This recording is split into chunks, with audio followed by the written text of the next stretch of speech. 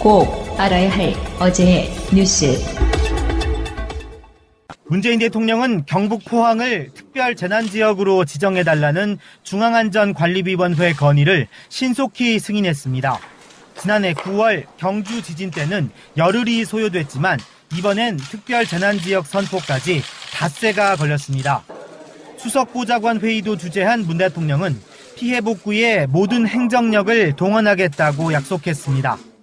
당장은 피해 복구와 차질 없는 수능 실시가 최우선입니다. 긴급한 일이 끝나면 안전과 재난에 대한 대비를 전면적으로 점검하겠습니다. 오는 23일 수능시험일에 여진이 발생할 경우에도 대비하겠다며 수험생과 학부모들은 당국 조치에 따라달라고 당부했습니다.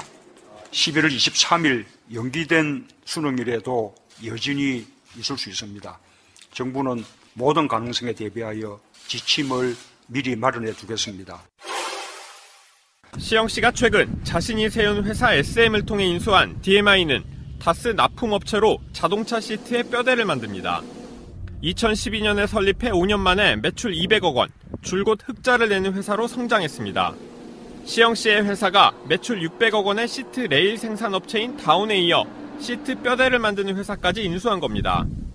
다스의 핵심 관계자는 DMI 등은 리틀 다스로 불린다며 SM이 시트 제작에 필요한 설비들을 모으고 있다고 말했습니다. 2015년 생긴 자본금 1억 원의 회사가 핵심 부품을 만드는 업체들을 인수하고 있는 겁니다. 인수 과정도 다운과 닮았습니다. DMI는 설립 이후 흑자 경영을 해오다 지난해 갑자기 14억 원의 적자를 기록했습니다. 역시 매입 가격을 낮추기 위해 회사를 어렵게 만든 게 아니냐는 의혹이 제기됩니다. 구매자 입장에서는 이시영 씨 입장에서는 아주 싸게 구입해서 시트 제조에 필요한 여러 가지 생산시설을 단박에 갖출 수 있는구나. 다스 지분이 전혀 없는 시영 씨는 지난해 말 중국 법인 4곳의 대표로 나섰고 올해는 본사 회계 책임자에도 이름을 올렸습니다. 여기에 시영 씨가 다스의 핵심 하청업체들을 잇따라 인수하면서 그 배경에 관심이 쏠립니다. 바른정당과의 통합을 추진하는 안철수 대표는 당내 반발이 크지만 토론을 통해 접점을 모색해 간다는 방침입니다. 오늘도 전 현직 지도부를 만났는데 이 자리에는 박지원 전 대표 등 호남 중진들도 참석했습니다. 정책연대, 입법연대는 강하게 추진하고 그다음에 선거연대 가능성 이것은 좀 열어두고 그 다음 통합에 대한 구체적인 논의 자체는 그 다음 단계로. 의견 수렴과는 별도로 안 대표 측은 당의 외연을 넓혀가야 하고 연대와 통합이 필요하다는 문자도 당원들에게 돌렸습니다. 당원의 42.2%가 바른정당과의 통합에 찬성한다는 당내 여론조사 결과를 기반으로 통합 작업에 속도를 내고 있는 겁니다. 반면 호남 중진 의원들은 안 대표의 통합 추진에 조직적으로 맞설 태세입니다. 평화개혁연대라는 모임을 추진 중인데 공개적으로 동조하는 의원만 해도 14명 이상 되는 것으로 알려졌습니다. 보수 대통합 운운하면서 3당 통합의 길로 제2의 와이스 길을 가고 있기 때문에 우리는 정체성과 가치가 다른 그러한 당과 어떻게 할 수 있겠느냐. 당원들도 각각 안철수 대표 징계와 박지원 의원 퇴출 서명운동을 벌이는 등 통합을 둘러싼 당내 갈등은 정점으로 치닫고 있습니다. 방송 중간에 좋아요를 눌러주시면 새날팀들에게 큰 힘이 됩니다. 미리 감사합니다. 트위터가 진짜 언론입니다. 수능 큰 지진 나도 2번 연기는 안 한다. 이건 당연한 거죠. 어떻게 또 지진을 이유 삼아서 2번 연기하는 건 사실상 수험생들 죽으라는 거예요. 그래서 김장건 부총리가 그런 이야기도 했고요. 근데 문제는 이제 전에 우리 방송에서 비슷한 이야기를 했던 건데 액상화 이야기를 잠깐만 해볼게요. 이거 지금 무섭더라고요. 이거. 그러니까 받치고 있던 물 가득 담은 모래층이 그냥 삐집고 올라오는 거거든요.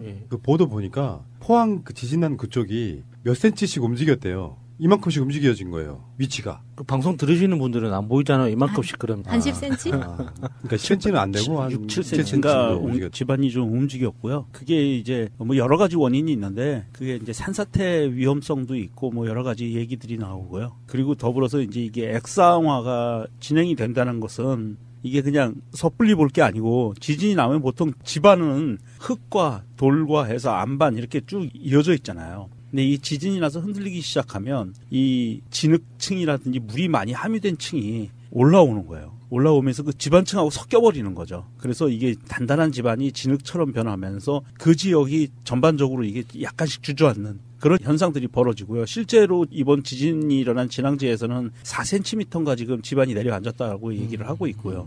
그런 것을 봤을 때 이건 굉장히 심각한 상황이고요. 아시다시피 핵발전소가 주위에 많이 있는데 이 전반적인 집안이 약해졌다라고 하면 이거는 설계할 때 그 내진 설계했다고 하는 6.5 이게 아니어도 그 이상의 피해가 올 수 있다는 얘기거든요. 이게 단단한 집안에 고정이 됐을 때 내진 설계가 6.5 이상이었다라고 이렇게 6.5라고 얘기를 한 건데 그게 바닥이 불안정하면 그 이하의 지진에서도 충격이 갈 수 있다는 이야기하고 똑같은 얘기예요. 제도로서의 민주주의가 흔들리고 구타는 일은 이제 없습니다. 민주주의가 밥이고 밥이 민주주의가 되어야 합니다. 이게 우리나라 지진 관측 역사상 처음이래요. 그러니까 기록에 보면은 17세기 정도에 액상화 기록이 남아있긴 한데 현대에 와서 지진 관측하기 시작한 이후로는 처음이라는데 이렇게 되면 어떻게 되느냐. 이제 해결책 중에 하나는 그런 게 있다고요. 일종의 집안 자체가 물렁물렁해진 거잖아요. 예. 건물이 무너질 수도 있고 여러 가지 문제, 더 큰 여진이나 또 다른 지진이 왔을 때는 그 건물이 무너져 버릴 수도 있는데 그 밑으로 한참 파고 내려가면 안반 이런 게 있다고 해요. 그 안반에다가 그걸 박아야 된다. 그러니까 그 건물의 어떤 힘 같은 거를. 근데 그렇게 설계를 하지 않고 그렇게 짓지 않은 건물들은 지금 위험하다 이런 거고요.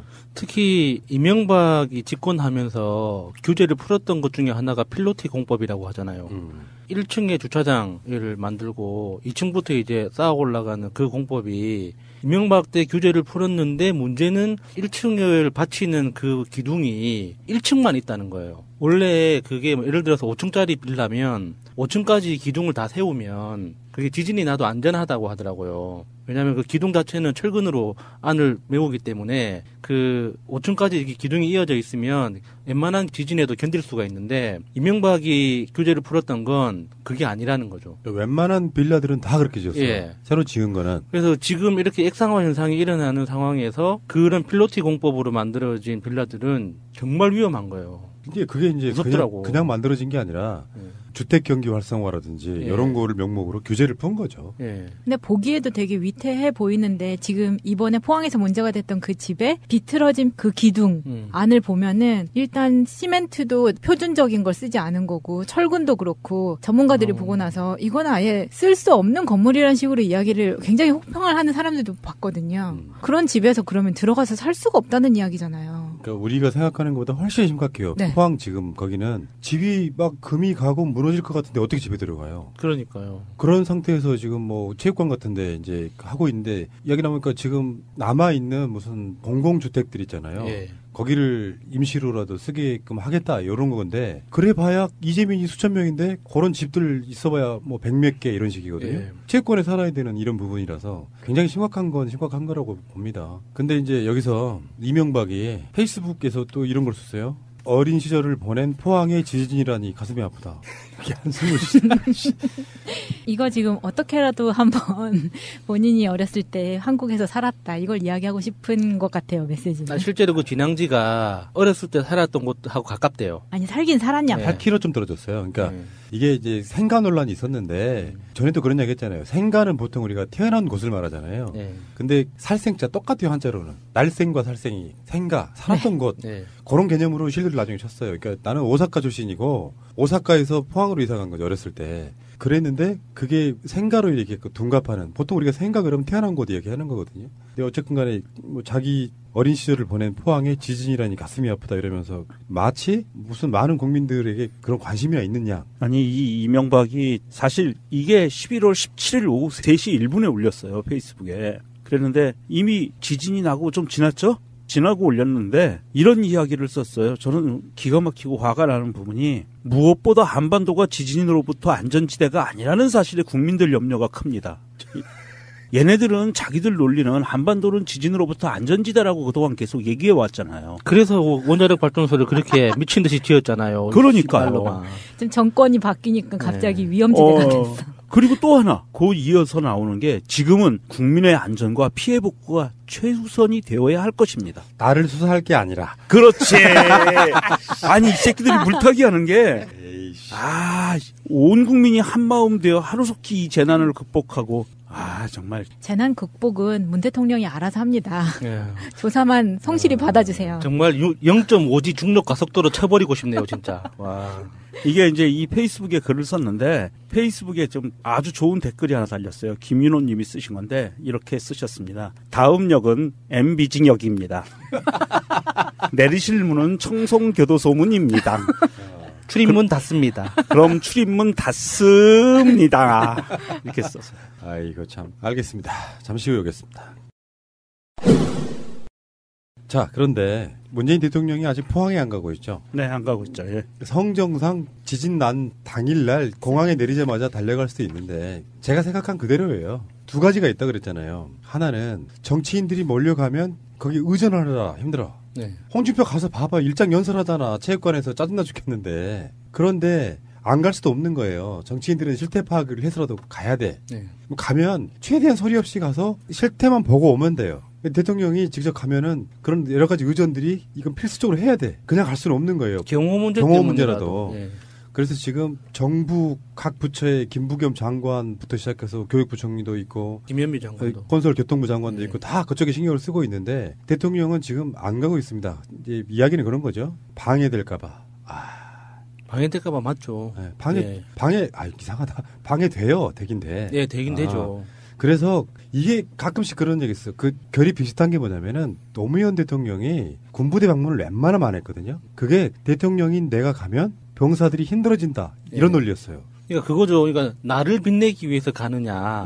안 그러면 그 사람들한테 도움이 되는지 여부를 판단해서 도움이 안 된다면 안 가느냐. 이런 정말 본질적인 고민을 할 줄 아는 사람들만이 할 수 있는 생각이죠. 그리고 병사 시절을 보내봤고 의전을 해봤기 때문에 아는 거예요. 그렇지. 군대 안 갔다 온 이명박이 뭘 알겠어요. 안철수도 뭘 알겠어요. 그러니까 막 미친 듯이 가고. 안철수는 군대 갔다 오지 않았어요? 현역으로 갔다 왔잖아. 의무 병인가로 갔다 왔죠. 네. 안철수가 그렇게 싫어요? 실망입니다. 그만 좀 괴롭히십시오. 왜 저만 갖고 그럽니까? 당신이 그렇잖아 지금.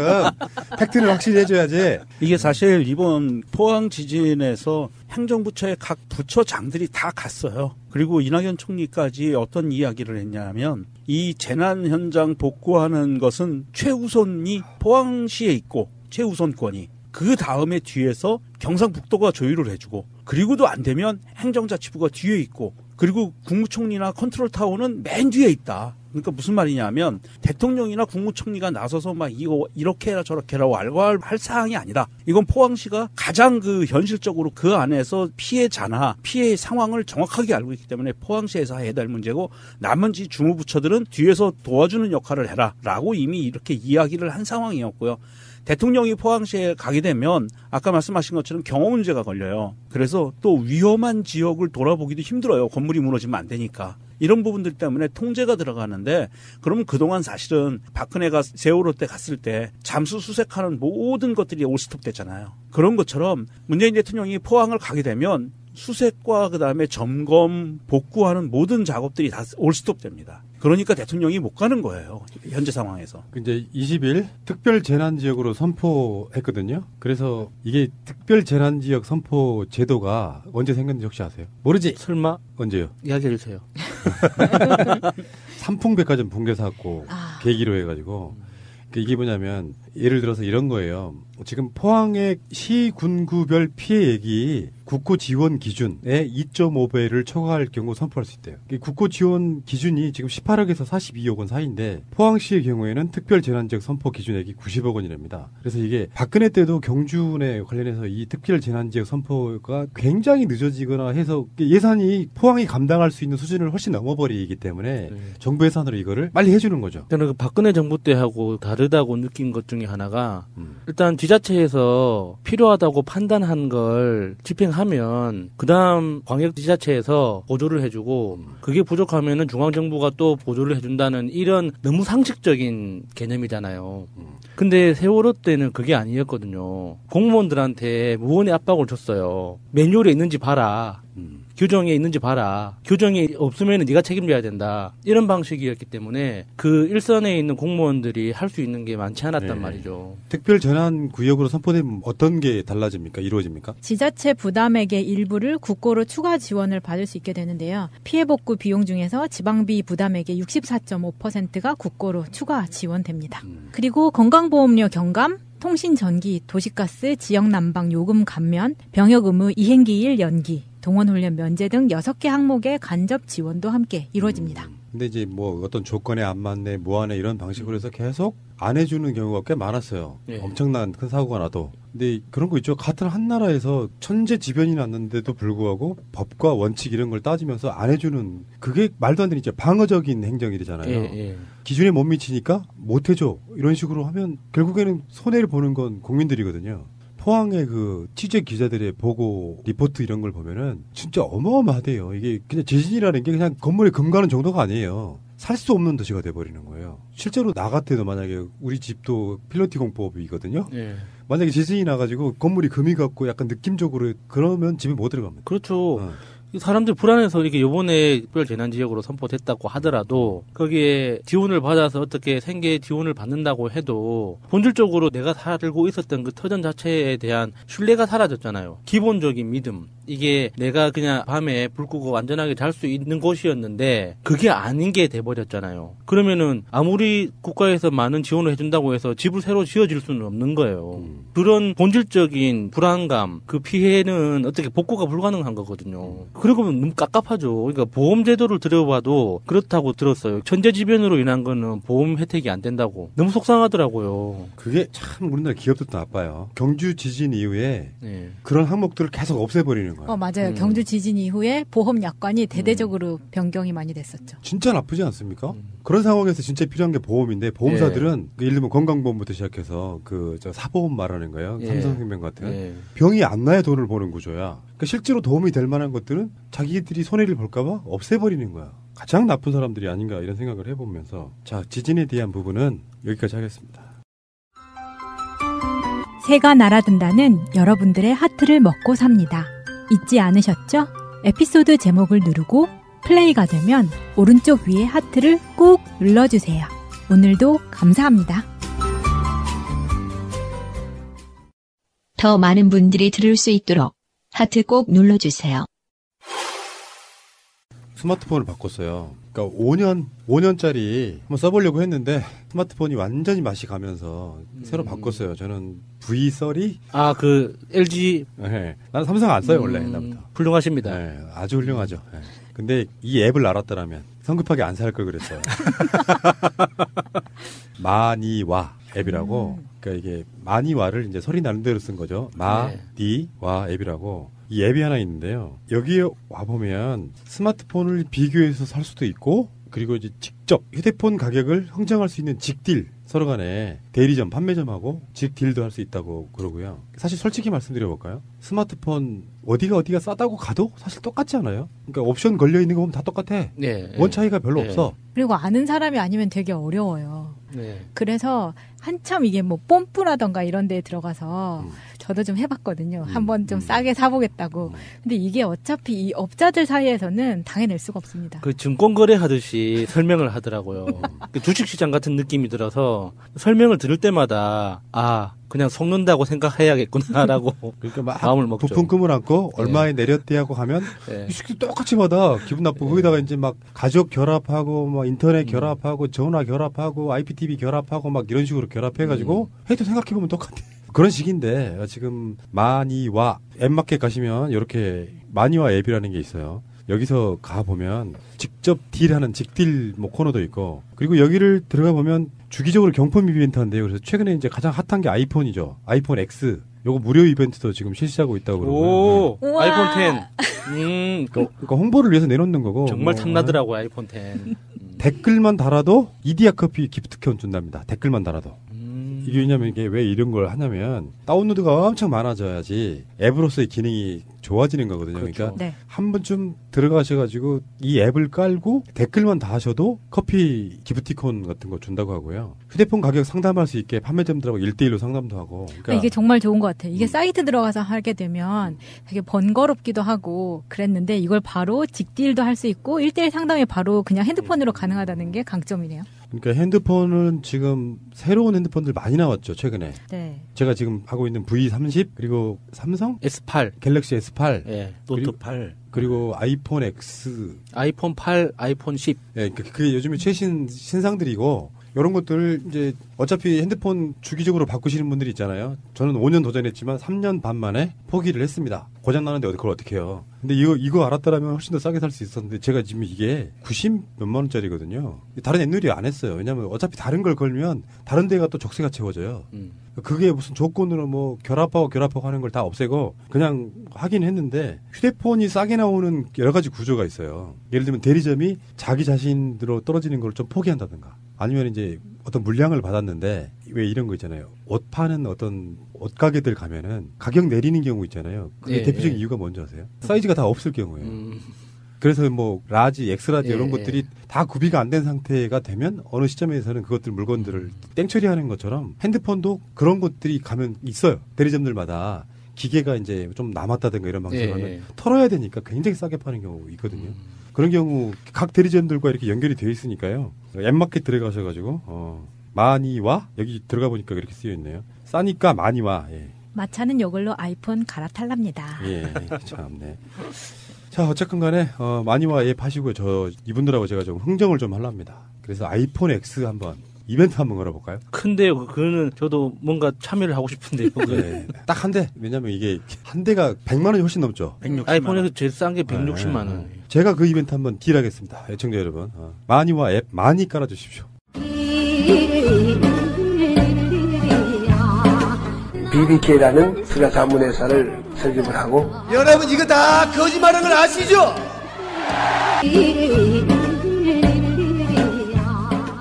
박근혜 정부 국정원이 갓 출범한 정권의 정통성에 타격을 줄 것을 우려해서 2012년 국정원 댓글 사건의 진상을 철저히 은폐하려 한 정황이 담긴 국정원 내부 보고서가 새롭게 발견됐습니다. 뭐 이건 그럴 수밖에 없을 거라고 생각해요. 정권의 정통성이 걸려 있었기 때문에. 우리는 그래서 국정원 댓글 사건이라고 말하면 작아 보이잖아요. 국가기관이 총체적으로 개입한 정치 개입 사건이죠. 게이트.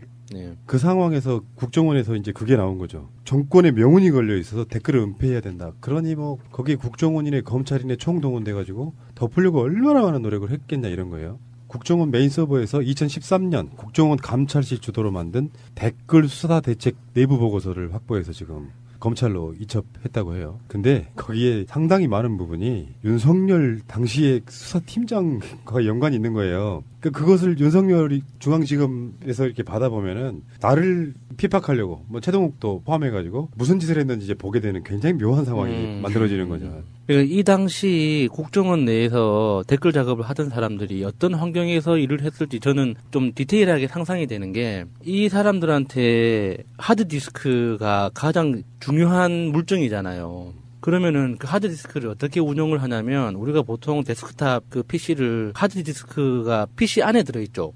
그래서 데스크탑 안에서 그 하드디스크를 분리하려면은 케이스 뜯어서 이렇게 해야 되잖아요. 근데 하드디스크만 노출되도록 조립할 수가 있거든요. 그런 외장형 하드디스크 시스템이 있어요. 그래서 손잡이를 딱 잡고 쭉 뽑으면은 바로 하드디스크만 뽑고 달아날 수가 있는 그런 시스템이 있거든요. 그렇게 했겠네요, 그러면. 그 영화 마스터에 보면은 굉장히 잘 나와 있습니다. 영화 마스터에 보면 그 초반에 이병헌이 다단계 사기를 하잖아요. 금융 사기를 하잖아요. 그래서 예비군 훈련처럼 비상 훈련을 합니다. 그 김빈우가 신호를 보내면 1시간 안에 내가 연락이 없으면은 훈련이다 해서 증거를 없애버리는 훈련을 하는데 그때 그 장면이 나와요. 바로 PC에서 그냥 일어나면서 들고 뽑으면 바로 뽑히는 하드디스크 시스템이 있거든요. 그런 환경에서 주기적으로 훈련도 했을 거예요. 신호가 오면 하드디스크를 뽑아서 바로 파쇄기에 집어넣고 탈출하는 그런 걸 상상하면, 디테일하게 상상하면 할수록 너무 열받아요. 그렇게 했겠네요. 그 정도로 대비는 했었겠죠. 근데 본인들도 정권의 명운이 걸려있고 정통성에 대해서 걱정을 했었다면 알고 있었다는 거예요. 네, 그리고 그 정통성이 없다는 걸 본인들이 알고 있었기 때문에 그거에 대한 보고서를 썼다는 이야기잖아요. 이게 너무 명확하게 드러나는 사건 아닌가요? 그러니까 이게 이렇게 봐야 돼. 박근혜는 탄핵을 당했지만 당선을 원천 무효시켜야 됩니다. 그러니까 원천 무효 사유에 해당해요. 박근혜 자체를 전 대통령이라고 부르면 안 돼요. 지금 왜 그 전두환, 노태우도 전 대통령에 대한 이게 다 박탈됐잖아요. 네. 전 대통령이라고 부르면 안 돼요. 원래는 잘못된 거야. 전두환 씨 정도가 가장 적당한 용어인데 박근혜는 원천적으로 당선 무효였던 거를 알고 있었던 거죠. 그러니까 박근혜는 탄핵하라가 아니라 당선 무효였지. 대통령이 아님. 그제 그 소요 방송에서 송병훈 님이 MB 정권에서 준비했다는 개표 조작 프로그램 뭐 이런 이야기를 하셨잖아요. 네. 정말 그랬을까? 그랬을 수도 있겠구나. 그러면은 MB에서 박근혜로 넘어가는 그 과정에서 도대체 어디까지 불법이 있었던 걸까? 단순히 댓글 수준은 아니었을 것 같다는 생각이 들잖아요. 너무 좀 끔찍해요. 그렇죠. 우리가 항상 뭐 해왔던 이야기이긴 한데 정권을 유지하기 위해서 뭘 못했겠냐는 생각이 들잖아요. 근데 이게 이제 이런 부분도 있죠. 솔직히 말씀드리면 개표 조작을 다루었던 방송으로서 느끼는 건데 저는 트위터상에서 어떤 사람들이 특정한 흐름을 계속 몇 년간 유심히 봤었거든요. 그러니까 댓글은 예를 들면 홍준표 같은 사람들이 뭐 0.5%도 안 되는 댓글로 뭐 안보 수장을 구속했다 뭐 이렇게 공격하고 있지만 댓글 느낌은 실드치기가 좀 가능해요. 뭐 국가기관이 뭐 정권 안보 차원에서 뭐 이런 식으로 실드를 치잖아요. 그렇게 이제 어느 정도 실드가 가능해요. 근데 개표 조작 이야기가 나오면 그냥 미친놈으로 몰아버리는 거예요. 물론 저도 개표 부정이 있었다 없었다 100% 확신할 수는 없지만 조금 전에 저의 전제로만 보면 뭘 못했겠냐. 오히려 쉬워요. 프로그램 만드는 사람들 입장에서 보면 오히려 쉽다고. 굉장히 정밀한 뭔가가 나와야겠지만 어쨌든 그 부분은 이제 다른 방식으로 우리가 이야기하시기로 하시고 국정원이 갖고 있는 이런 생각들 때문에 얼마나 많은 것들이 그러니까 불법을 저질러서 대통령이 됐어. 그런데 이 사람의 정통성을 가지려면 이거를 눌러야 되잖아요. 그러니까 또 다른 사건들이 계속 발생하는 그런 방식으로 덮고 탄압하고 이런 과정을 계속 거치게 되는 거죠. 제가 국정원에 적을 둔 사람, 그러니까 국정원에 소속된 사람을 실제로 만나본 경험이 몇 번 안 되지만 공통적으로 느꼈던 게 세계관의 차이라고 하죠. 이 대한민국이라는 사회를 바라보는 관점 자체가 굉장히 불안하게 보는 거예요. 그러니까 대북, 북한, 이렇게 그 대치 상황이라는 이 상황 자체를 전쟁 상황으로 보고 있느냐, 안 그러면은 평화의 어떤 그 과정으로 보고 있느냐에 따라서 똑같은 현상도 다르게 해석하잖아요. 그러니까 국정원 직원들은 기본적으로 지금 우리 대한민국의 이 상황을 전쟁 상황으로 인식하기 때문에 자신들이 지켜야 한다는 걸 전제하는 것 같아요. 그러니까 대통령이 누가 되든지 간에 국정원이 그러니까 주도권을 가지고 안보를 지킬 수 있다면 그 대통령이 이명박이 됐든 박근혜가 됐든 상관이 없다는 그런 느낌을 많이 받은 적이 있거든요. 그러니까 이런 불법도 사실 이명박이 시킨다고 할 만한 일은 아니죠. 제정신인 사람이라면. 여기 아까 홍준표가 했던 이야기를 한번 보겠습니다. 페이스북에 올린 글. 댓글 수사로 출세한 충견들이 0.5%도 안 되는 댓글로 안보수장을 구속했다면 자신들은 4년 후 정치관여검사로 구속되지 않는다는 보장이 있느냐. 댓글 수사로 출세한 충견들이 0.5%도 안 되는 댓글로 안보수장을 구속했다면 자신들은 4년 후 정치관여검사로 구속되지 않는다는 보장이 있느냐. 비문이죠. 문장이 성립이 안 돼. 그러니까 검찰이 정상적인 수사를 하는 것을 정치 관여로 몰고 있잖아요. 그리고 0.5%든 뭐 100%든 0.00001%든 그게 무슨 상관이에요, 그게? 0.5%도 틀린 거고요. 일단 예. 팩트가 틀렸고요. 훨씬 더 넘어요, 지금. 그 1% 가까이 되는 거고. 다음에 그 0.5%라고 해도 수천 건이에요. 그게 어디까지 정확히 알아야 되냐면 국정원 직원들이 아이디로 쓴 것이 인증된 것만이에요. 다 증거를 은폐하고 삭제하고 조작한 다음 맞아요. 남은 것 중에 그렇죠. 그리고 예. 이건 국정원 직원들이 쓴 거잖아요. 예. 민간인 댓글 부대까지 포함하면 상상을 초월하게 많아지거든요. 다음이요. 정의의 상징이었던 검찰을 한 줌도 안 되는 충견들이 좌파 정권의 앞잡이로 몰아가는 것을 바라보며 하루살이 충견 검사들로 인한 검찰 조직의 붕괴를 우려한다. 검사들이 정의와 의기를 상실했다면 이제 그 대안을 찾을 수밖에 없다. 공수처자는 이야기인가요? 자유한국당은 반대하고 있던데. 아니 자유한국당이 지금 그 상황이 오늘자로 약간 급선회해서 공수처 설치를 찬성하는 쪽으로 지금 돌아서고 있대요. 그러니까 검찰을 견제해보겠다는 건데. 그런 의미죠. 네. 근데 정의의 상징이었던 검찰이 언제적 이야기예요? 글쎄 교과서에서 본 적은 있는 것 같은데. 자기가 검사할 때였었나? 자기 때까지 그랬다. 아, 모래시계 드라마 안에서. 검찰 조직의 붕괴를 우려한다? 하루살이 중견 검사들로 인한? 누구 이야기하는 거예요? 윤석열 검사 지검장 이야기하는 거 아니에요? 타겟은 거기 같아요. 네. 홍준표가 말하는 못된 검사들. 네. 다음이요. 국정원 특수활동비 청와대 상납 사건을 처벌하려면 검찰로부터 매년 100억여 원의 특수활동비를 상납받았다는 법무부도 같이 처벌하는 것이 형평에 맞는 것이 아닌가. 고도의 물타기예요. 그러니까 이거 법적으로도 틀려먹었고 거기다가 설사 그랬다고 하더라는 그런 가정은 사실 필요 없지만 여기도 처벌해야 될 이유가 뭐냐고. 개인 뇌물하고 예를 들어서 아까 말한 데이터 이동제 이쪽에 남아서 공동체로 쓸 수 있다. 이런 거하고 도덕적으로 개념이 일단 다르잖아요. 불법성을 떠나가지고. 노무현 정권 당시에 청와대 특수활동비 3억 원, 가족 횡령 의혹 사건과 640만 달러 뇌물 사건은 왜 수사하지 않는가. 잘못했으면 처벌받는 것이 당연하지만 비례의 원칙이 있고 수사에도 관행이 있다. 지새끼 아니야, 새끼. 아, 이건 너무 열받는데. 이건 계속 아니라고 이야기를 해도 계속해서 잘못된 팩트로 그렇죠. 네, 계속해서 똑같은 이야기를 하는 거예요. 거기에다가 지금 얘는 이야기하는 게 현재 검찰을 정치검찰로 똑바로 해라라고 이야기하는 거예요. 그러니까 죄가 있으면 처벌을 받는 건 있지만 관행도 있고 비례의 원칙도 있다. 이러고는 야당을 한 명 수사하면 여당도 한 명 수사해야지. 이게 정치검찰로 그렇다는 얘기거든요. 뭐 관행이 적폐였기 때문에 지금 적폐 청산하자고 하는데 그 적폐대로 가자. 지금 얘는 계속 이야기하면서 앞에 얘기와 뒤에 얘기가 완전히 다른 얘기들을 섞어서 하고 있어요. 그러니까 제가 뭐 항상 하는 이야기지만 존재의 가치가 없는 나머지 그 당에서 나오는 것이 다 이런 식의 물타기예요. 막 물을 타서 니나 나나 똑같으니까 그냥 넘어가자. 요 지금 논리거든요. 잠시 후에 다시 오겠습니다. 주말에 자유한국당 당사 앞에서 큰 규모의 시위가 벌어졌어요. 드디어 이제 굉장히 많은 분들이 우리가 갈 곳은 자유한국당 당사 앞이다. 이제 완전히 인식이 되는 것 같아요. 자유한국당 당사 같은 데는 굉장히 저는 위협감 느낄 거라고 생각하거든요. 더군다나 주말에 세월호 유가족분들이 엄청 많이 오셨어요. 세월호 2조 특조위랑 관련한 특별법도 통과해야 되고요. 근데 지금 사사건건 발목 잡고 있고 오늘 방송만 해도 온갖 물타기를 이렇게 해서 자기들이 지은 죄를 어떻게 면해보려고 하지만 이런 걸 빌미 삼아가지고 정치가 제대로 안 들어가는가. 예를 들어서 봅시다. 이제 이 상태로 계속 간단 말이에요. 그러면 제2기 특조위법 관련해서 순순히 통과시켜주겠습니까? 개정안을? 그래서 여의도 국회 앞하고 바로 앞에가 이제 새누리 당사가 조금만 걸어가면 있는 곳이니까 사실은 그게 맞죠, 이제. 우리들의 목표는 초법적인 걸 이런 걸 떠나서 자유한국당 자체가 없어지는 게 맞아요. 총선이 뭐 몇 개월로 남았다 그러면 좀 기다리기도 하겠는데 이거는 뭐 사사건건 이런 발목 잡기를 시전하고 있고 사실은 그 사람들이 적폐의 청산 대상이잖아요.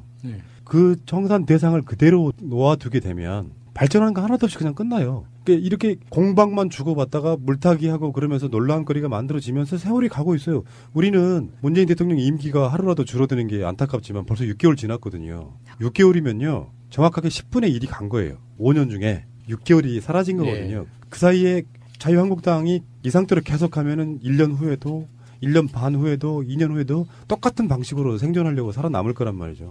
그래서 상징적으로라도 자유한국당 해체하자라는 말이 이제부터 공식적으로 나온 거라고 보시면 돼요. 그래서 왜 세월호 유가족분들이 자유한국당 당사 앞에다가 이렇게 쓰레기를 투척하는 퍼포먼스를 하더만요. 막 왕창 버린 게 아니고 쓰레기 봉지에다가 어떤 쓰레기 같은 걸 담아서 자유한국당 당사 앞으로 집어넣는. 앞으로 자유한국당 당사의 앞에서의 규탄 시위가 엄청나질 거라고 생각이 들거든요. 지하에 특별한 통로가 없지 않는 한 주말은 아예 이제 드나들지 못하는 공간이 될 가능성이 높다. 그래서 앞으로 국회 앞하고 자유한국당 당사는 점점점 사람들이 저는 불어날 거라고 봐요.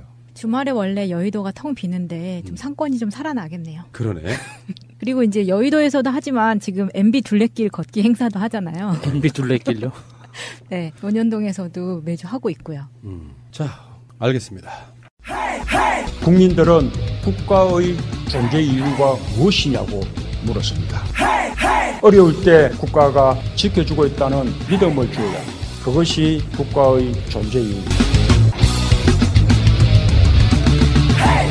특별한 이야기 하나 하겠습니다. 특정인의 이름이 지금 실검으로 이리 왔다 갔다 하는 바로 그 이름 권순호입니다. 이 사람이 누군지 아세요 혹시? 유명한 판사죠. 네. 그러니까 우병우 관련해서 이상하게 우리는 이제 판사 자체를 믿지를 않으니까 뭔가 있다고 하지만 특별히 권순호는 그게 넘쳐요. 그 특별함이. 영장 발부기의 이단아라고나 할까. 굉장히 독특한 사고방식을 가진 사람이죠. 최근에 우병우 처가인 삼남개발의 압수수색 영장도 기각했습니다. 서울중앙지법 권순호 영장 전담판사. 희한하게 우병우의 이름이 한 번도 들어가지 않은 영장 청구였는데도 불구하고 우병우의 냄새만 나도 다 기각하는 굉장히 신비한 능력을 가진 사람이에요. 지난 6월 달에도 검찰이 우병우 관련한 통화 기록 확보를 위해서 영장을 청구했는데 기각. 그래서 그때 윤석열 중앙지검장이 그 10월 23일 날 국회 법사위원회에 나와서 한 말이 있습니다. 뭐라고 그랬습니까? 우 전 수석과 통화한 상대방이 우 전 수석과 통화하고 나서 누구와 통화했는지를 확인하기 위해 통신영장을 청구했는데 한 번 기각당한 뒤 재청구했는데도 기각됐다. 이런 수사는 하지 말라는 모양이다. 더는 진행할 수가 없었다. 그러니까 검찰은요. 웬만하면 법원의 그런 판단들을 존중해 주거든요. 국정감사 나와서 윤석열 지검장이 이렇게 말할 정도면 굉장히 뭔가가 심각하다고 느끼는 거예요. 특히나 통신영장 같은 경우는 혐의가 있다고 의심되는 사람들한테는 대부분 발부가 돼요. 그게 그러니까 혐의가 확정되거나 피의자로 딱 정해지지 않더라도 이게 혐의가 의심된다라고만 해도 그게 통신 기록을 확인해야지 혐의를 더 들여다보고 판단을 할 거 아니에요. 그게 수사이기 때문에. 근데 그거를 안 해준다는 건 수사를 하지 말라는 거죠. 이게 어떤 부분이냐면은 통화 기록은 딱 1년만 보관된답니다. 통신사에서 원래 그렇게 하잖아요. 근데 작년 6월부터 우병우가 그만두고 나간 게 10월 달이에요. 근데 10월이 지금 지났잖아요. 그러면 이게 영장이 기각되면서 우병우의 통화 기록은 아예 이제 볼 수 없게 된 거예요. 이게 권순호의 작품인 거죠. 어떻게 보면. 자, 근데 이게 더 재밌는 게 있습니다. 특수활동비 중에서 국정원 특수활동비 말하는 거예요. 특수활동비 중에서 가장 많은 액수인 25억 원을 박근혜한테 전달했죠. 그리고 여론조사 비용 5억 원을 대는 등의 이런 게 있잖아요. 근데 이병호 전 국정원장이 우병우 전 수석하고 근무 기간이 완벽하게 겹친다. 무슨 말이냐? 우병우가 민정수석 할 때 이병호 전 국장이 거의 동시에 국정원장하고 우병우는 민정수석 했다는 거예요. 그러면 우병우한테는 거의 분신이었겠네요. 그러니까 이게 우병우의 냄새만 살짝 스쳐도 모두 기각해주는. 전 방송에서 30억 원 어디로 갔냐? 그런 이야기 했잖아요. 이걸 한번 보셔야 돼요. 방송 들으시는 우리 청취자분들이. 국정원이 판사 임용할 때도 면접을 받다 그랬어. 그게 박근혜 정권 때 나왔죠. 우리는 이런 걸 잘 모르지만 판사나 검사를 특채하는 경우가 있어요. 사람 인원이 필요할 때 당장 사법고시를 볼 수가 없으니까 변호사 활동 기간 어느 정도 한 사람들을 이제 특채로 이렇게 임용하는 경우가 꽤 있는데 이런 경우에도 국정원이 한때는 면접을 받다 그랬다고. 그 사람의 일종의 사상검증 같은.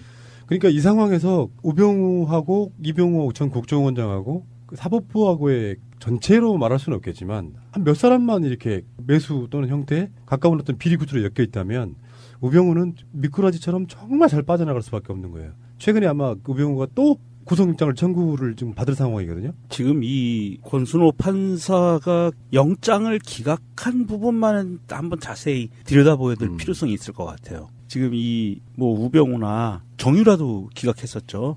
이 권순호가 정유라도 기각했었고요. 중요한 거는 한국항공우주산업 경영비리 수사 관련해서 본부장에 대한 구속영장도 기각했었거든요. 여기에도 그럼 우병우의 입김이 들어갔던 거 아닌가. 예, 총체적으로 우병우가 관련된 모든 것들에 대한 기각이 들어가는 거 아닌가 싶기도 하고요. 판사는 누가 수사하죠? 공수처. 빨리 해야 되는데. 이 사람이 이제 처음에 악명을 떨쳤던 게 고영태 구속영장은 즉각 발부였고요. 그러면서 이런 건 있어요. 솔직히 말해서 뭐 우병우하고 권순호는 서울대 법대 동문이에요. 그 부분도 있는 것이고 어쨌건 우병우와 권순호 이건 뭔가 좀 도저히 있을 수 없는 일이다. 뭔가 있다. 그러면 이게 지금 사법부의 문제이기 때문에 이럴 수도 있거든요. 참 난감한 게 사법체계에 있어가지고 판사의 독립적인 어떤 결정들은 존중해줘야 되는 건 맞아요. 대법원장도 거기에 관여하면 안 돼. 그런데 만약에 그 영장 전담 판사 이런 사람들이 어떤 매수관계 어떤 비리로 묶여있는 구조라면 이거 어떻게 털어내야 되냐고. 법대에 나오신 우리 유명정님 산나라의 민정수석 답을 주십시오. 그냥 그 전공법을 택해서요. 검찰이 구속영장을 신청을 할 때 이 권순호 판사가 연관됐다는 증거를 찾아내는 거예요. 그래서 재척 신청을 하면 됩니다. 그래서 구속영장을 권순호 판사가 심사하지 못하게 딴 판사가 하게 해다오. 이 사람은 관련된 것 같다. 이러면 돼요. 우연치 않게. 우연치 않게. 다 우병우랑 관련된 것만 이렇게 털어주냐고. 그러니까. 권순호 판사를 검찰이 압수수색하는 거야. 그러면 영장 심사하는 거를 배당하는 거예요? 안 그러면은 보통은 배당이 되는데요. 예. 제가 그거는 정확하게 모르겠는데 보통 재판에 재척 사유가 있거든요.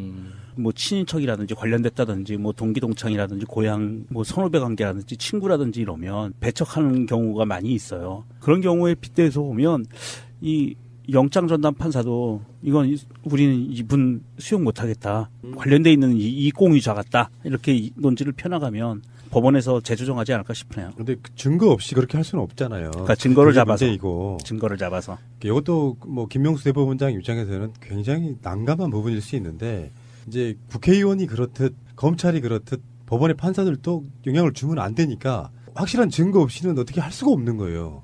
결국에는 인사권자가 자리를 바꿔주는 수밖에 없지. 그렇죠.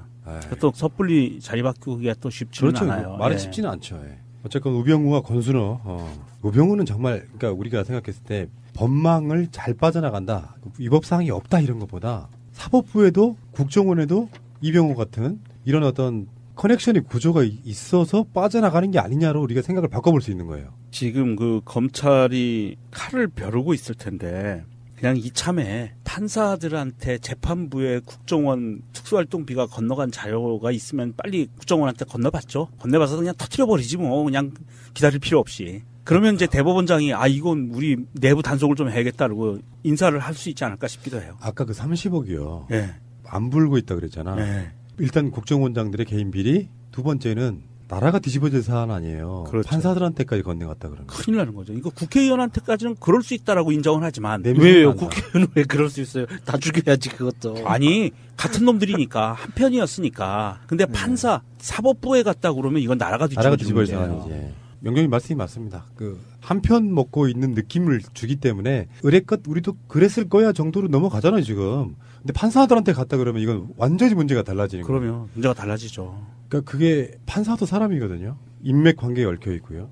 어떤 판사 새끼는 지하철에서 여자들 치마 속 찍다가 걸립니다. 그게 판사예요. 다는 아니겠지. 성추행이나 성폭행 전담 판사라 했다면서요. 그렇지. 그리고 인천의 모식이라고. 아버지는 상당히 유명하신 분이라고. 네. 홍모? 네.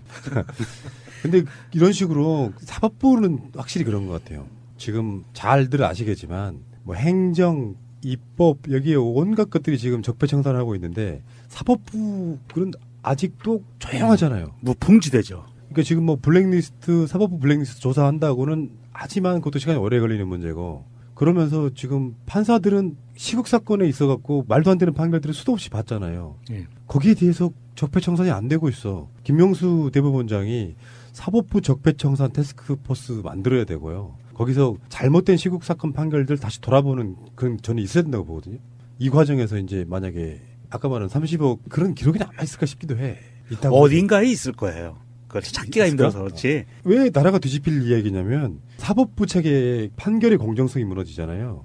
그러면 나라 자체가 그냥 어그러지는 거라서 이건 어마어마한 사건이라고 좀 보시면 될 것 같고요.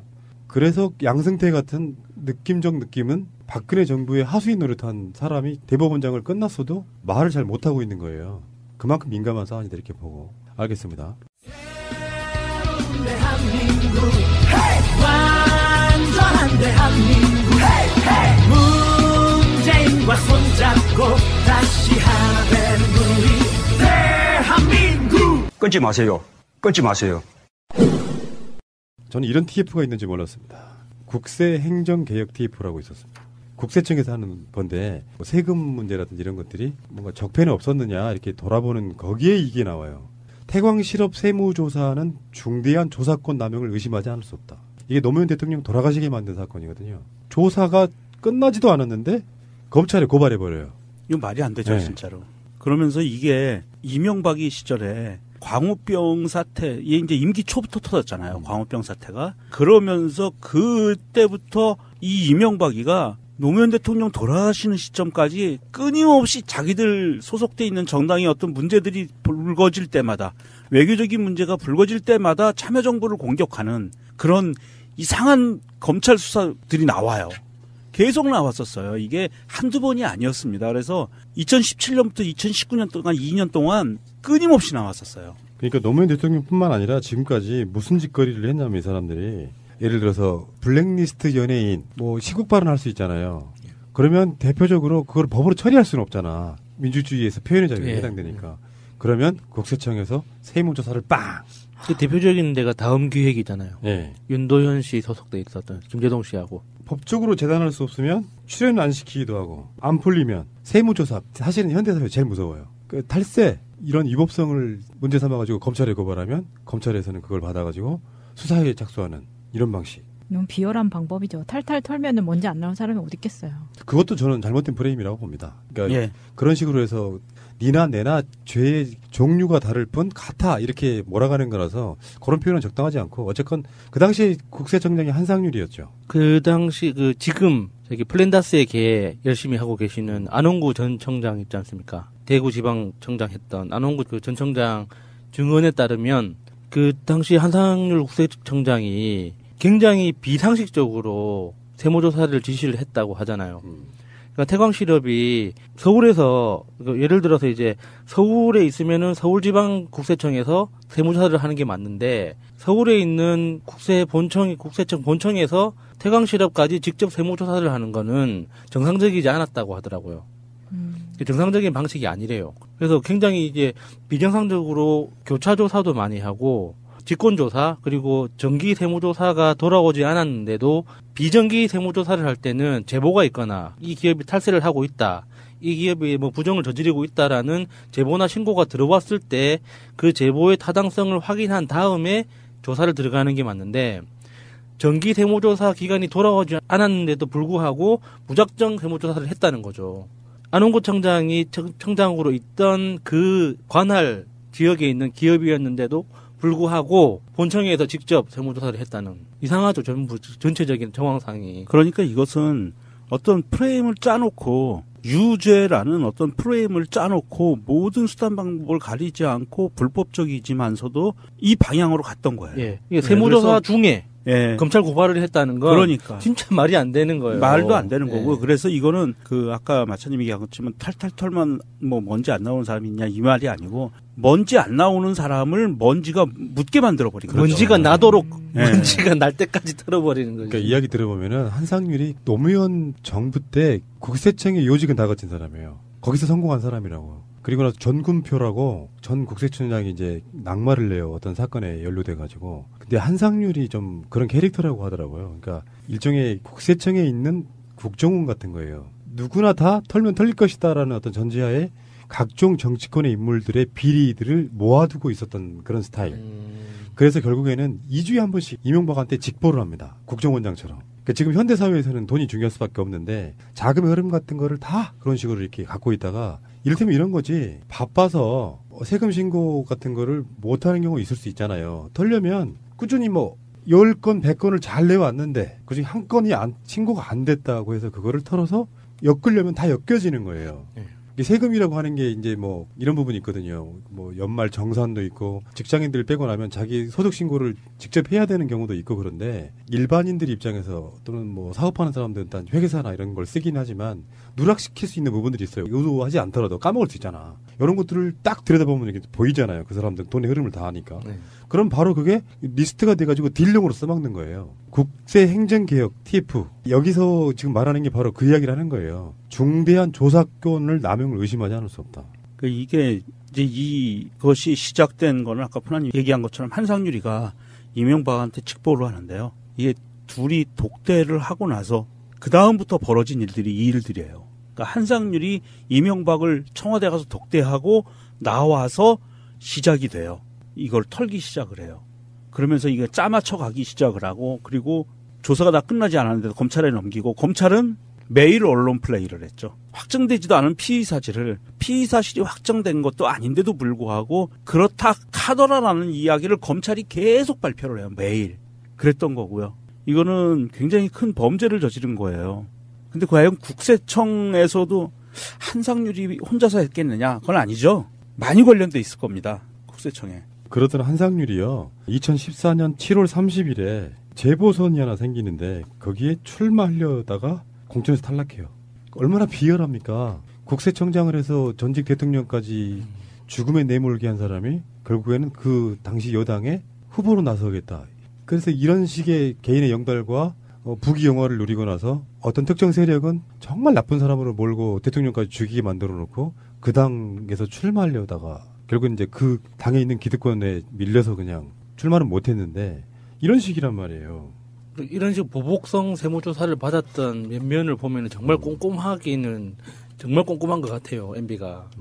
충견들을 활용해 먹는 방법을 하는 거죠. 약점 잡고 인사권 갖고 있고 그러면서 한상률 자체의 캐릭터도 시키는 대로 하는 게 아니라 적극적으로 부귀영화와 출세를 굉장히 노렸던 사람이기 때문에 어떤 그 취약점 고리 이런 세무 전문가들은 다 알잖아요.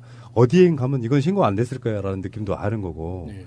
하다못해 정말 영악하더만요. 뭐 베트남 관련해서 그때 당시에 박연차 씨의 공장이 거기에 있었는데 계좌번호를 다른 용도로 쓸 것처럼 해서 베트남 쪽에서 알아내가지고 그거 털어보는 방식이에요. 그게 한상률 작품이라고 그러는데 사실 다 나오는 거네요. 새로운 사실이 나오는 건 아니에요. 그랬을 거라고 느끼는 게 그냥 확연하게 드러나는 이런 상황들이 벌어지는 거예요. 이명박이 집권하던 시절에 이명박 정부의 부정부패 일지라고 인터넷에서 떠돌아다니던 것이 있었잖아요. 네, 너무 길어서 못 보겠어요. 여기에 보니까 전 숫자만 봤는데 가지수가 417가지네요. 어마어마하게 많아요. 이 안에 다 들어가 있더라고요. 아까 그 한상률 독대 후에 벌어졌던 일, 노무현 대통령 돌아가시게 했던 일, 기타 등등 모든 것들이 댓글 부대 다 들어있어 이 안에. 417개의 죄목이면 어떻게 되는 거죠? 국세청이 하나의 어떤 사건 자체를 기획해서 만든 국정원 같은 그 짓을 한 거예요. 괴수는 이명박이었죠.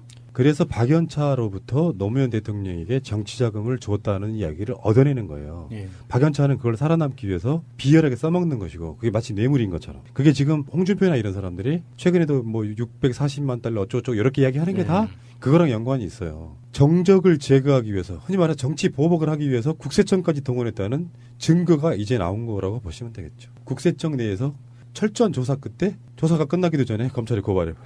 야, 비열한 새끼들 진짜. 알겠습니다. 오늘은 여기까지 하겠습니다.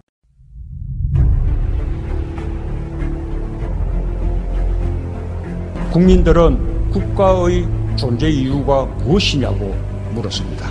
어려울 때 국가가 든든하게 지켜주고 있다는 믿음을 주어야 합니다. 그것이 국가의 존재 이유입니다. 꼭 알아야 할 어제의 뉴스. 문재인 대통령은 경북 포항을 특별 재난지역으로 지정해달라는 중앙안전관리위원회 건의를 신속히 승인했습니다. 지난해 9월 경주 지진 때는 열흘이 소요됐지만 이번엔 특별 재난지역 선포까지 닷새가 걸렸습니다. 수석보좌관 회의도 주재한 문 대통령은 피해 복구에 모든 행정력을 동원하겠다고 약속했습니다. 당장은 피해 복구와 차질 없는 수능 실시가 최우선입니다. 긴급한 일이 끝나면 안전과 재난에 대한 대비를 전면적으로 점검하겠습니다. 오는 23일 수능시험일에 여진이 발생할 경우에도 대비하겠다며 수험생과 학부모들은 당국 조치에 따라달라고 당부했습니다. 11월 23일 연기된 수능일에도 여진이 있을 수 있습니다.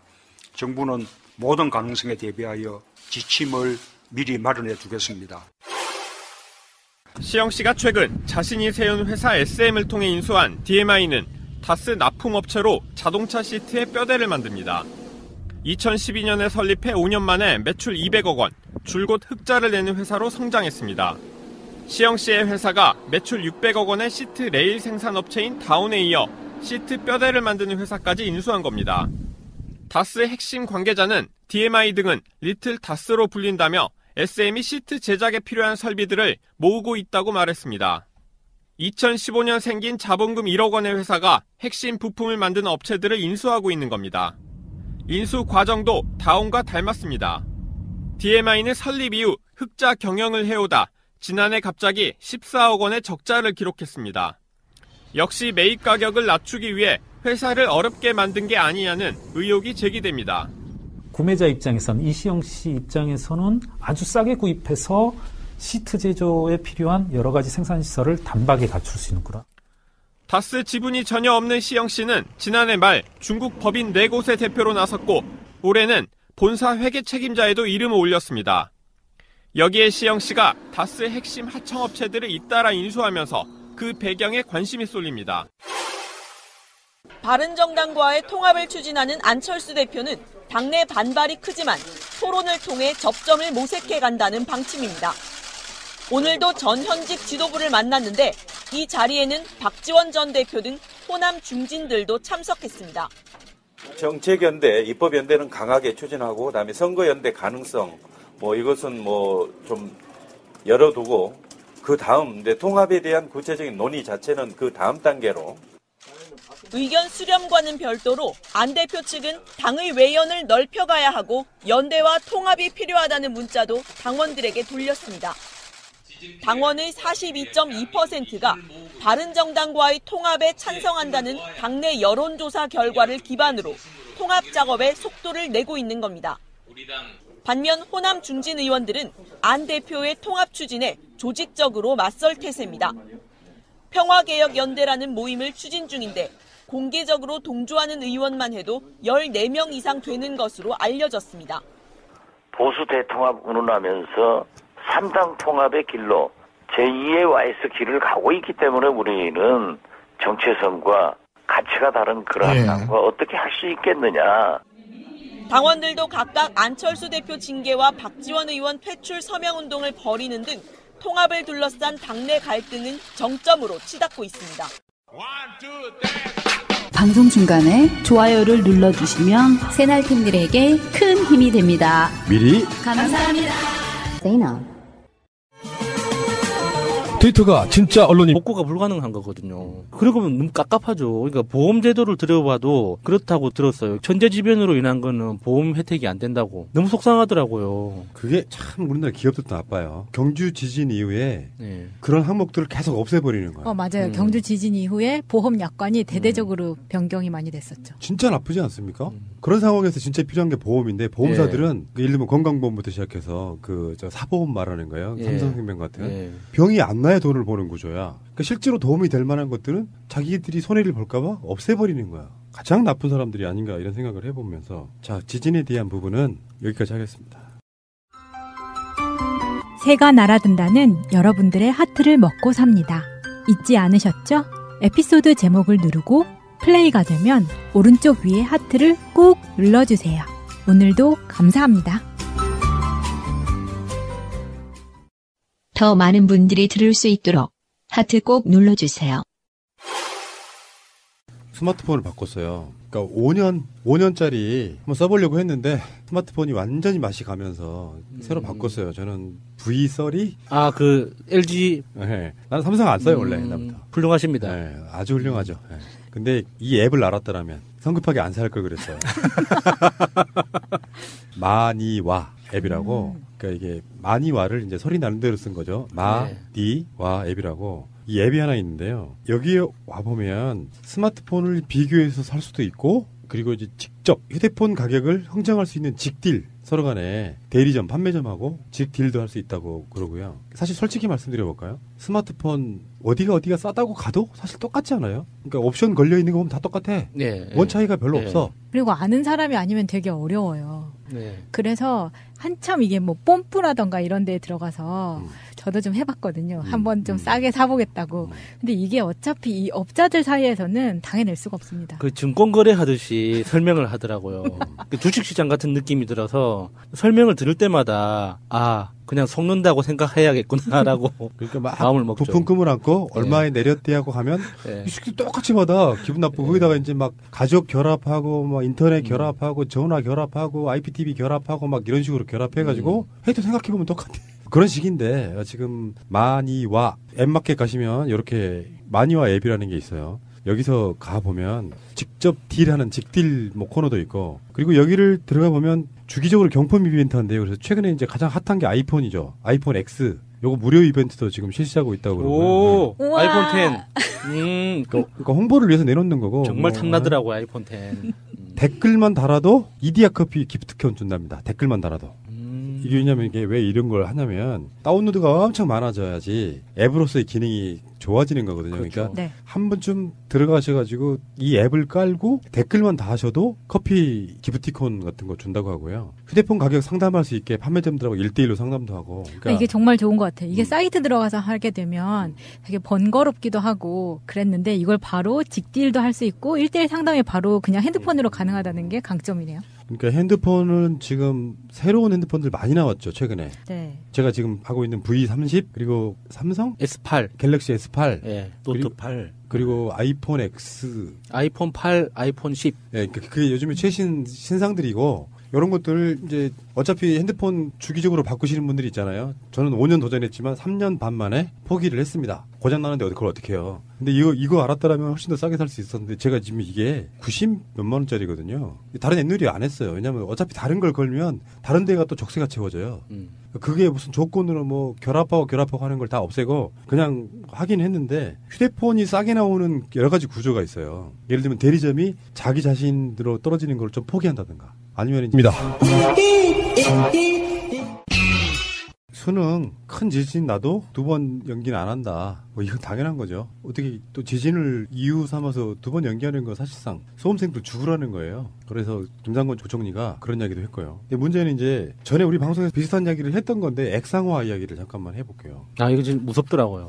이거. 그러니까 받치고 있던 물 가득 담은 모래층이 그냥 삐집고 올라오는 거거든요. 예. 그 보도 보니까 포항 그 지진 난 그쪽이 몇 센치씩 움직였대요. 이만큼씩 움직여진 거예요. 위치가. 그 방송 들으시는 분들은 안 보이잖아요. 이만큼씩 그럼. 한 10cm? 그러니까 10cm는 안 되고 한 6, 7cm인가 집안이 좀 움직였고요. 그게 이제 뭐 여러 가지 원인이 있는데 그게 이제 산사태 위험성도 있고 뭐 여러 가지 얘기들이 나오고요. 그리고 더불어서 이제 이게 액상화가 진행이 된다는 것은 이게 그냥 섣불리 볼 게 아니고 지진이 나면 보통 집안은 흙과 돌과 해서 안반 이렇게 쭉 이어져 있잖아요. 근데 이 지진이 나서 흔들리기 시작하면 이 진흙층이라든지 물이 많이 함유된 층이 올라오는 거예요. 올라오면서 그 집안층하고 섞여버리는 거죠. 그래서 이게 단단한 집안이 진흙처럼 변하면서 그 지역이 전반적으로 이게 약간씩 주저앉는 그런 현상들이 벌어지고요. 실제로 이번 지진이 일어난 진앙지에서는 4cm인가 지금 집안이 내려앉았다고 얘기를 하고 있고요.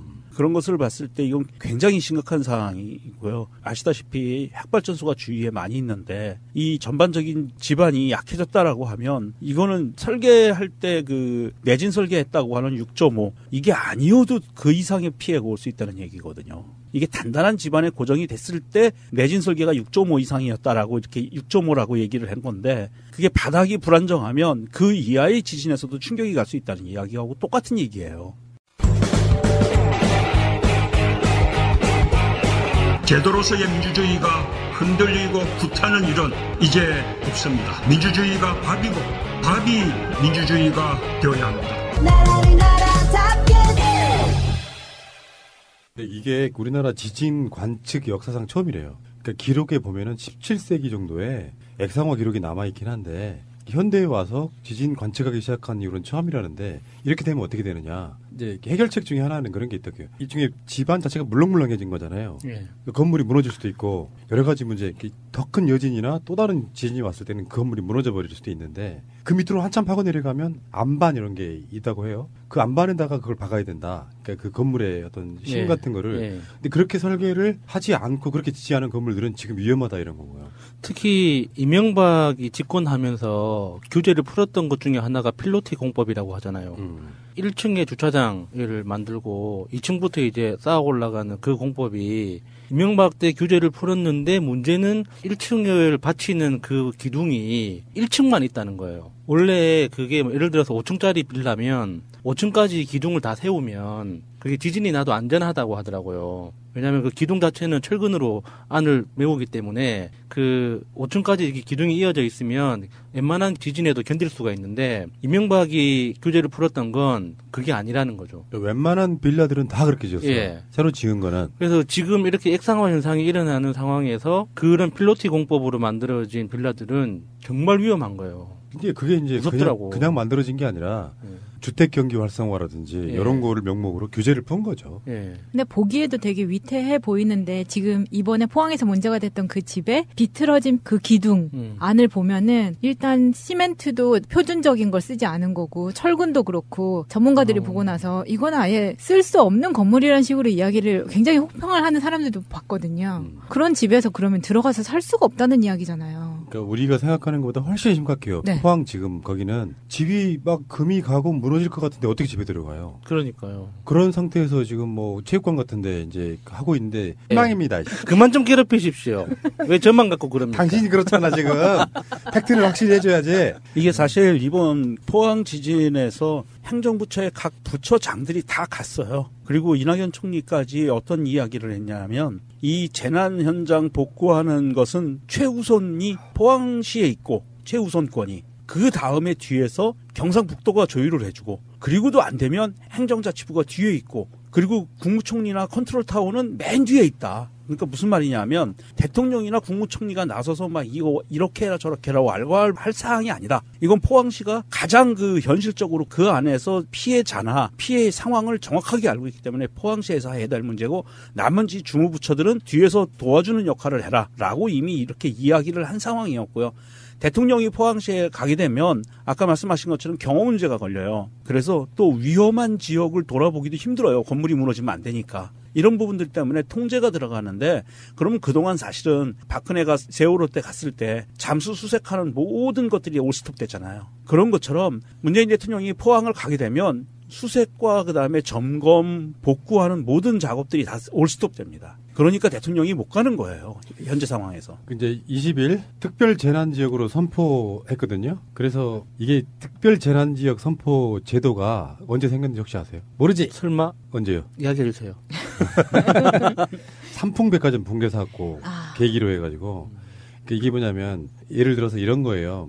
지금 포항의 시군구별 피해액이 국고 지원 기준의 2.5배를 초과할 경우 선포할 수 있대요. 국고 지원 기준이 지금 18억에서 42억 원 사이인데 포항시의 경우에는 특별재난지역 선포 기준액이 90억 원이랍니다. 그래서 이게 박근혜 때도 경준에 관련해서 이 특별재난지역 선포가 굉장히 늦어지거나 해서 예산이 포항이 감당할 수 있는 수준을 훨씬 넘어버리기 때문에 정부 예산으로 이거를 빨리 해주는 거죠. 저는 그 박근혜 정부 때하고 다르다고 느낀 것 중에 하나가 일단 지자체에서 필요하다고 판단한 걸 집행하면 그다음 광역지자체에서 보조를 해주고 그게 부족하면은 중앙정부가 또 보조를 해준다는 이런 너무 상식적인 개념이잖아요.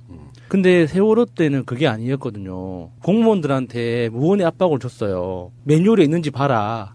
규정에 있는지 봐라. 규정이 없으면 네가 책임져야 된다. 이런 방식이었기 때문에 그 일선에 있는 공무원들이 할 수 있는 게 많지 않았단 말이죠. 특별재난구역으로 선포되면 어떤 게 달라집니까? 이루어집니까? 지자체 부담액의 일부를 국고로 추가 지원을 받을 수 있게 되는데요. 피해 복구 비용 중에서 지방비 부담액의 64.5%가 국고로 추가 지원됩니다. 그리고 건강보험료 경감, 통신전기, 도시가스, 지역난방 요금 감면, 병역 의무 이행기일 연기, 동원훈련 면제 등 6개 항목의 간접 지원도 함께 이루어집니다. 근데 이제 뭐 어떤 조건에 안 맞네, 뭐 하네 이런 방식으로 해서 계속 안 해주는 경우가 꽤 많았어요. 엄청난 큰 사고가 나도. 근데 그런 거 있죠. 같은 한 나라에서 천재지변이 났는데도 불구하고 법과 원칙 이런 걸 따지면서 안 해주는 그게 말도 안 되는 이제 방어적인 행정이잖아요. 기준에 못 미치니까 못 해줘 이런 식으로 하면 결국에는 손해를 보는 건 국민들이거든요. 포항의 그 취재 기자들의 보고 리포트 이런 걸 보면은 진짜 어마어마하대요. 이게 그냥 지진이라는 게 그냥 건물에 금 가는 정도가 아니에요. 살 수 없는 도시가 돼버리는 거예요. 실제로 나 같아도 만약에 우리 집도 필로티 공법이거든요. 만약에 지진이 나가지고 건물이 금이 갔고 약간 느낌적으로 그러면 집에 못 들어갑니다. 그렇죠. 사람들 불안해서 이렇게 요번에 특별재난지역으로 선포됐다고 하더라도 거기에 지원을 받아서 어떻게 생계 지원을 받는다고 해도 본질적으로 내가 살고 있었던 그 터전 자체에 대한 신뢰가 사라졌잖아요. 기본적인 믿음. 이게 내가 그냥 밤에 불 끄고 안전하게 잘 수 있는 곳이었는데 그게 아닌 게 돼버렸잖아요. 그러면은 아무리 국가에서 많은 지원을 해준다고 해서 집을 새로 지어질 수는 없는 거예요. 그런 본질적인 불안감, 그 피해는 어떻게 여기 나오니까 지금 남아있는 무슨 공공주택들 있잖아요. 거기를 임시로라도 쓰게끔 하겠다 이런 건데 그래봐야 이재민이 수천 명인데 그런 집들 있어봐야 뭐 100몇 개 이런 식이거든요. 예. 채권에 살아야 되는 이런 부분이라서 굉장히 심각한 건 심각한 거라고 봅니다. 근데 이제 여기서 이명박이 페이스북에서 또 이런 걸 썼어요. 어린 시절을 보낸 포항의 지진이라니 가슴이 아프다. 이렇게 한숨을 이거 지금 어떻게라도 한번 본인이 어렸을 때 한국에서 살았다 이걸 이야기하고 싶은 것 같아요, 메시지는. 실제로 그 진앙지가 어렸을 때 살았던 곳하고 가깝대요. 아니 살긴 살았냐. 8km 좀 떨어졌어요. 그러니까 이게 이제 생가 논란이 있었는데 전에도 그런 얘기 했잖아요. 생가는 보통 우리가 태어난 곳을 말하잖아요.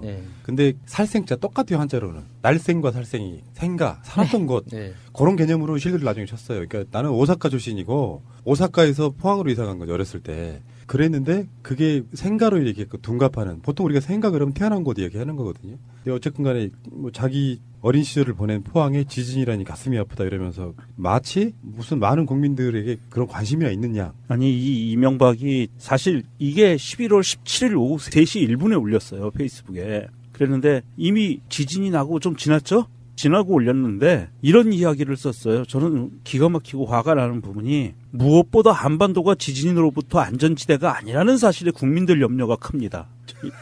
얘네들은 자기들 논리는 한반도는 지진으로부터 안전지대라고 그동안 계속 얘기해 왔잖아요. 그래서 원자력 발전소를 그렇게 미친 듯이 지었잖아요. 그러니까요. 지금 정권이 바뀌니까 갑자기 위험지대가 됐어. 그리고 또 하나, 그 이어서 나오는 게 지금은 국민의 안전과 피해 복구가 최우선이 되어야 할 것입니다. 나를 수사할 게 아니라. 그렇지. 아니, 이 새끼들이 물타기 하는 게, 온 국민이 한마음 되어 하루속히 이 재난을 극복하고, 정말. 재난 극복은 문 대통령이 알아서 합니다. 조사만 성실히 받아주세요. 정말 0.5G 중력 가속도로 쳐버리고 싶네요, 진짜. 와. 이게 이제 이 페이스북에 글을 썼는데 페이스북에 좀 아주 좋은 댓글이 하나 달렸어요. 김윤호 님이 쓰신 건데 이렇게 쓰셨습니다. 다음 역은 MB징역입니다. 내리실 문은 청송교도소문입니다. 출입문 닫습니다. 그럼 출입문 닫습니다. 이렇게 썼어요. 아이고 참. 알겠습니다. 잠시 후에 오겠습니다. 자, 그런데 문재인 대통령이 아직 포항에 안 가고 있죠? 네, 안 가고 있죠. 예. 성정상 지진 난 당일날 공항에 내리자마자 달려갈 수도 있는데 제가 생각한 그대로예요. 두 가지가 있다 그랬잖아요. 하나는 정치인들이 몰려가면 거기 의전하느라 힘들어. 홍준표 가서 봐봐. 일장 연설하잖아. 체육관에서 짜증나 죽겠는데. 그런데 안 갈 수도 없는 거예요. 정치인들은 실태 파악을 해서라도 가야 돼. 가면 최대한 소리 없이 가서 실태만 보고 오면 돼요. 대통령이 직접 가면은 그런 여러 가지 의전들이 이건 필수적으로 해야 돼. 그냥 갈 수는 없는 거예요. 경호 문제라도. 그래서 지금 정부 각 부처의 김부겸 장관부터 시작해서 교육부총리도 있고 김현미 장관도 건설교통부 장관도 있고 다 그쪽에 신경을 쓰고 있는데 대통령은 지금 안 가고 있습니다. 이제 이야기는 그런 거죠. 방해될까 봐. 방해될까봐 맞죠. 이상하다. 방해돼요. 되긴 돼. 네, 되긴 되죠. 그래서 이게 가끔씩 그런 얘기 있어요. 그 결이 비슷한 게 뭐냐면은 노무현 대통령이 군부대 방문을 웬만하면 안 했거든요. 그게 대통령인 내가 가면 병사들이 힘들어진다. 이런 논리였어요. 그러니까 그거죠. 그러니까 나를 빛내기 위해서 가느냐. 안 그러면 그 사람들한테 도움이 되는지 여부를 판단해서 도움이 안 된다면 안 가느냐. 이런 정말 본질적인 고민을 할 줄 아는 사람들만이 할 수 있는 생각이죠. 그리고 병사 시절을 보내봤고 의전을 해봤기 때문에 아는 거예요. 그렇지. 군대 안 갔다 온 이명박이 뭘 알겠어요. 안철수도 뭘 알겠어요. 그러니까 막 미친 듯이 가고. 안철수는 군대 갔다 오지 않았어요? 현역으로 갔다 왔잖아. 의무 병인가로 갔다 왔죠. 안철수가 그렇게 싫어요?